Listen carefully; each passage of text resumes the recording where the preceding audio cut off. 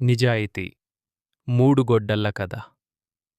రాము ఒక పేద కట్టెలకారుడు.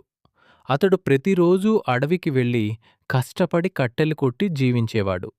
ఒకరోజు నది దగ్గర చెక్కలు కొడుతుండగా అతని ఇనుప గొడ్డలి జారిపోయి నదిలో పడిపోయింది.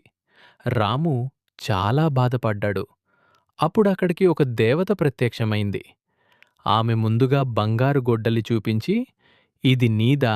అని అడిగింది. రాము నిజాయితీగా, "కాదు దేవత" అన్నాడు.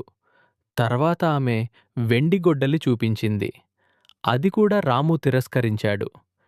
చివరికి ఆమె ఇనుప గొడ్డలి చూపగానే రాము, "అదే నా గొడ్డలి" అన్నాడు. రాము నిజాయితీకి మెచ్చిన దేవత అతనికి 3 గొడ్డళ్లను బహుమానంగా ఇచ్చింది.